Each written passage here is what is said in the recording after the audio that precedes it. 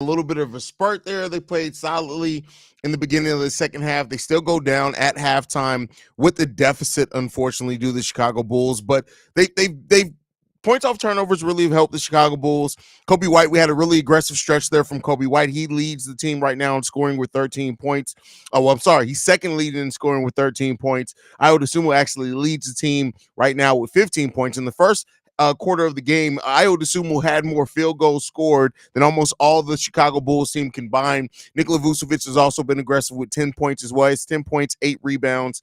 And that's really the majority of the scoring. Ayo with 15, Kobe White with 13, Nikola Vucevic with 10. You got DeMar DeRozan with 5, Alex Caruso with 2. Caruso's really cold, 1-9 from the field so far.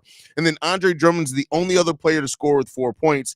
Julian Phillips has played 4 minutes, no points. Ernest Batum has played 9 minutes. He's 0 for 2, no points there, but he did play really solid defense and got 1 rebound. And Javon Carter, another Tony Snell stat line from Javon Carter. I don't think anybody's really too surprised at that with Javon bald-headed Ho Carter, unfortunately. But the Bulls are when you look at the things that the Bulls are doing to help keep them in the game, right? We're right now we're getting out rebounded by 10. That's not going to help keep us in the game. Points off turnovers, though, 13-5 in favor of the Chicago Bulls in that. And the Bulls had 6 turnovers all in the first quarter of that game, none in the second quarter. Let's hope that they keep that up, that they correct that. The Sacramento Kings also have 26 points off the bench. The Bulls only have 4. And then when you look at points in the paint, we're winning that 28-24 as well. So we got some things that we can build off on. We definitely got some things that we need to tighten up as well. And hopefully the Bulls do that, man. I don't want to doubt this team, right? I mean, have some serious questions about the way that the team's performing at times. But, we saw that brief stretch where, especially when Kobe White gets going, it's a different team. And the thing that this team needs to always do and continually do every single game is attack the rim. Attack the rim. It shouldn't be that. I mean, let me not say it shouldn't be that hard, but this looks like such a different offense when the Bulls are attacking the rim consistently, like considerably different. It's night and day different when you have a Bulls team that's attacking the rim, that's getting out in transition, that's playing solidly, right? That's what you want to see from this team and see it continue. And hopefully we can see that, man. Hopefully we see more of that in the second half. They're not completely out of this game right now. It's a 7-point lead by the Sacramento Kings. The Bulls already erased a 12-point deficit. They can definitely still do that. Let's hope that they do, man. Let's hope that they bring it together, and let's see what they can do. The Kings with the 3-pointers are killing us. We need to do better in the third quarter, Haize. Well, yeah, I mean, listen, that was something that we always knew we weren't going to be able to really match to which. Now, with that said, the Kings have made 7 3-pointers. The Bulls have made 6. So we can't really look at just 3-pointers as what's killing them right now. We're shooting 30%. They're shooting 36%. We've gone 6 of 20. They've gone 7 of 19. So to me, with how the Bulls have typically given up a bunch of 3-pointers and also shot it bad themselves, they're keeping that 3-point discrepancy close enough. They got to play that defense, I think, to really kind of win that, right? Kobe effing White, he's long overdue for this. Let's go Bulls. If we keep playing strong in the second half, we got a chance. We just need the team to start taking and making. Listen, you don't want to rely on just the team. You need somebody else. DeMar could step up. We can get Julian Phillips to step up. Someone start making some shots. Alex Caruso's 1 for 9. If any of those players make a little bit more shots, we're looking at a really different game as far as that space between the two teams being a lot closer. So let's hope that continues. Peter says, seriously, stop giving Javon minutes.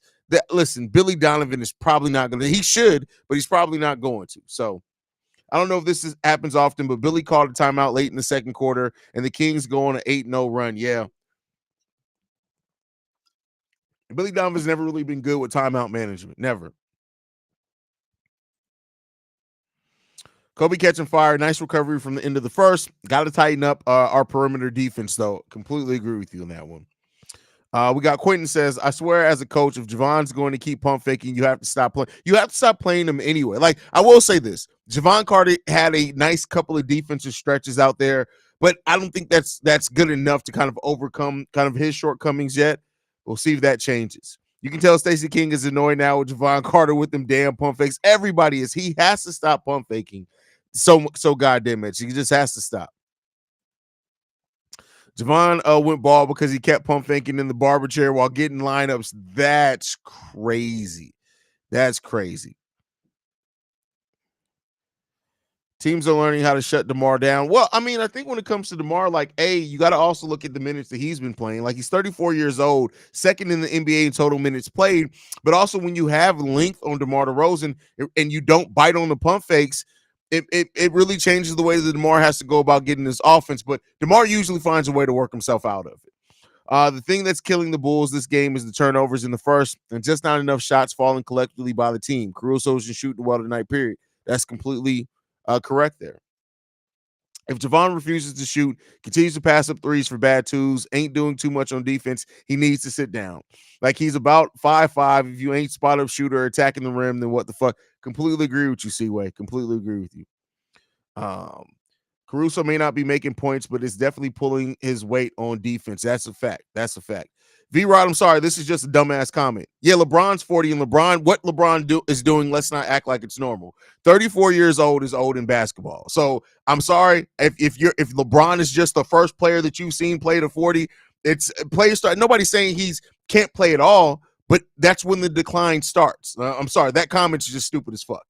Just to be frank with you.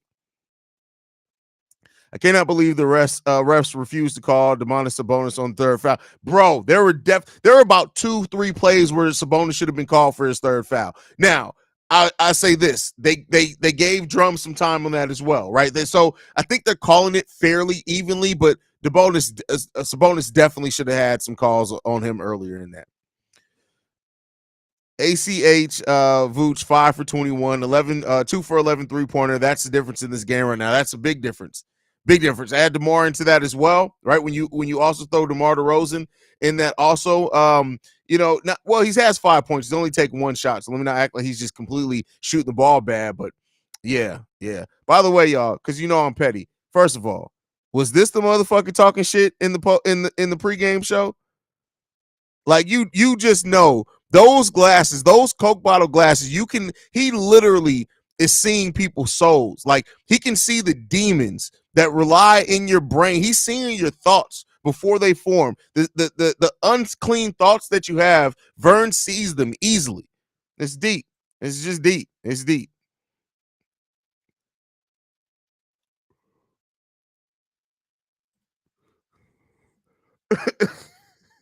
Hello, I'm LeBron James. I'm an agent NBA player. I can't let go of the NBA because I have no plans for after. Oh, that's cold-blooded Bulls for life. That's cold-blooded. Can you imagine that movie Over the Hedge and that little squirrel saying, that's great. I know Sabonis is a superstar, but the refs are going to give him. Well, Sabonis is what? At this point, you got to say Sabonis is a top 8 center in the league?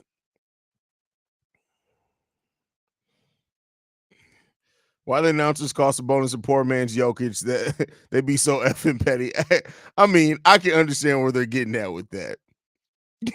The rookie played pretty good defense, not bad for a European player and a rookie. I'm impressed with this poise. Well, that's the thing, right? And that's why a lot of us were surprised that Batum was not playing, because he's been playing professionally in Europe since he was like 19 years old, right? So yeah, he's an NBA rookie, but he's definitely somebody that is played professionally. He understands how and where to go. He understands where it's to be. So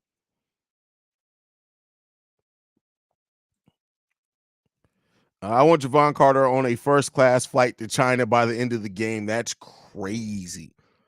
I like how aggressive Io is being. Listen, Io is back. He's unlocked that confidence that we saw from rookie Io, and it's hard not to acknowledge that. Like, Io DeSumo was playing with a level of confidence right now that I don't think he played at all with in his second season last year because of the slump, and he's just playing really good.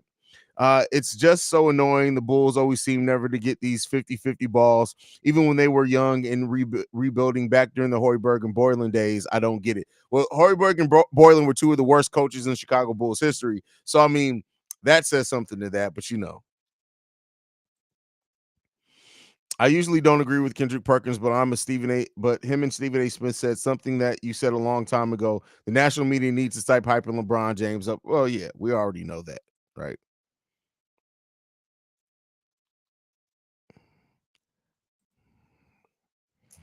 Screw first class. Carter can fly, coach. Exactly. He doesn't need to fly. He doesn't deserve. Matter of fact, just put him in luggage. Just roll his ball headed whole ass up in like a duffel bag, and make sure you throw a couple of snacks in there with them and a breathing tube, and just let them fly in the package, the luggage bin. If Batum had played a few games already, he'd have less mistakes in some of these games. Oh yeah, I mean, listen, the mistakes that Batum is making, I think some players make that have been in the league for years, right? So, but I think that he'd definitely be further along, and the players out there with him would kind of understand where he likes the ball a little bit better as well. I still got a good feeling we're gonna pull this out. I can tell you right now, DeMar and Kobe ain't gonna go for a loss. I mean, we'll see. Well, I don't think anybody goes for it. Nobody's like, hey, we're just gonna get this loss real quick. Let's go ahead and get this L out the way. But we'll see. First class flight is generous. Javon can go freighter class, a slow boat to China. That's crazy. That's crazy. They could have signed D Rose instead of that. No, they couldn't, because their contracts aren't even remotely the same. So, and the Bulls tried. Keep in mind, they didn't sign Javon Carter until after Derrick Rose signed with Memphis. So I don't think Derrick Rose is coming here. Keep telling people that. I know people keep out holding out hope. The best chance that we have for Derrick Rose is that he signs that 1-year deal, like ceremonious deal or whatever. But that's about it. That's about it. I really wanted to love Javon because I go hard for my western suburbs, Oak Park, Maywood, Bellwood, but he legit can't be rooted for at this moment. Yeah, he's trash. Just trash.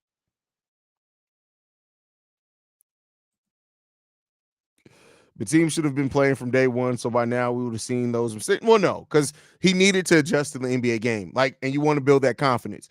He adjusting to the speed and the strength in the NBA, which is really different than European basketball, is something that you can't overlook. So he always should have started in the G League. That always should have happened. Now, I do think he should have been getting minutes at the NBA sooner, but he shouldn't have been playing day one, not at the NBA level. Going through the G League was always the best thing for him. If you even saw it, he struggled at the start of the G League season. He shot the ball like 25% from three to start, and eventually got that over 40%.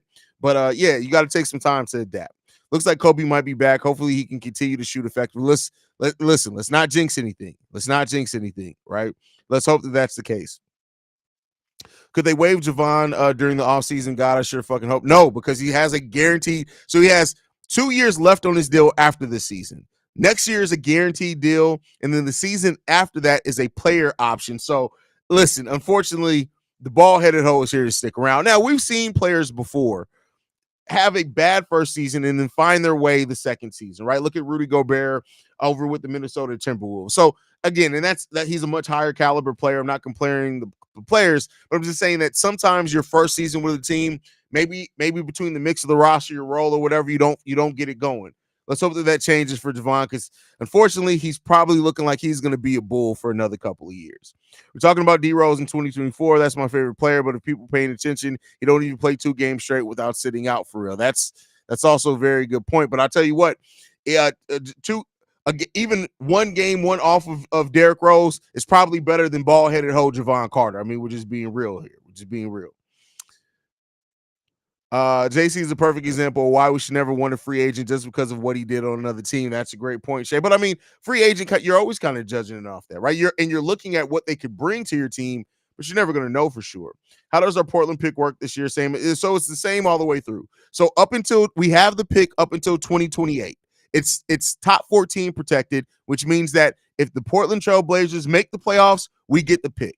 If by 2028 we don't get that first round pick, it turns into 2 second round picks. That's how that works. All we can hope for is that Javon gets packaged with someone in the deal to get draft capital and expiring contracts. We can hope for that. Game's back on. I'll be back post game show, guys. Love you guys. Go Bulls. See Red, y'all. Peace.